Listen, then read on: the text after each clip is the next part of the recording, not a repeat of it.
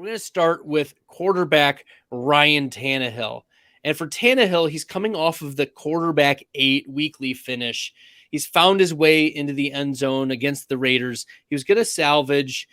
He salvaged his week. He was going to be the quarterback 22, if not for that rushing score.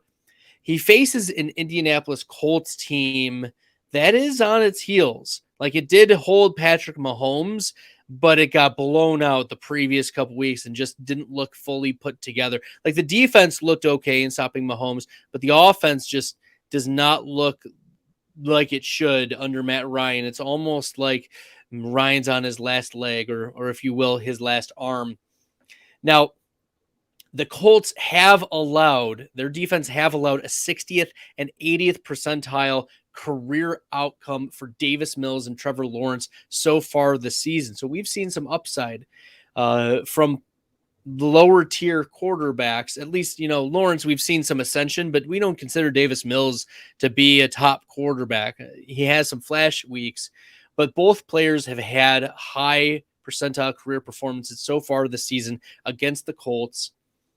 Tannehill's median fantasy score since he took over in 2019 has been 17.7 fantasy points, which would have been quarterback 11 last week, week 3, quarterback 13 in week 2, and quarterback 15 week 1. So he's like a back-end quarterback 1, high-end quarterback 2, based on historical data, median historical data since he's taken over this as the starter in Tennessee. Now, that's one lens to look through, like 2019 to 2022. That's a long sample. Let's look at just this year, though. Let's zoom in a little bit. 2 of his games, he's had at least 17.5 points. And that, of course, would be in the same range. The one game he didn't, the Tennessee Titans got blown out by the Buffalo Bills. It was ugly. I think we can forgive Tannehill that game, not only because it was bad, but also he was not given the opportunity to get some garbage time points, right? Against the Bills. He wasn't given that opportunity to play against second string defensive players in time that doesn't count. Okay. So he was robbed of garbage time. I think it's worth forgiving him for that week 2. Everything looked bad for Tennessee that week. Now it's week 4.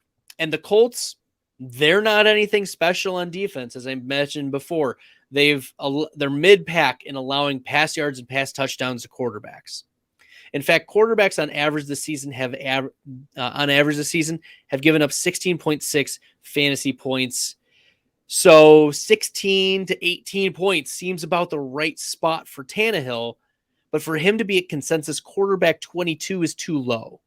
So I'm moving him up a tier. This isn't saying like, oh, Ryan Tannehill, you should bench or start him. I think he's a possible streaming option if you're really down in your luck at quarterback.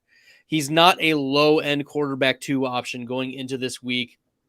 And I think that Treylon Burks has a bounce back game. He's not going to go 1 for 13 on 2 targets. That Tennessee offense just can't get scoring without involving Treylon Burks. We saw Robert Woods, right, have 80, 90 yards on 8 receptions, but they need Treylon Burks, their first round pick, to work, for this offense to work. So Tannehill, I think this is an ascension. This is a bounce back game for Treylon Burks, and Tannehill as well will ride along. I think he's a mid to high end quarterback 2 in this game. So he's a tier jump for me.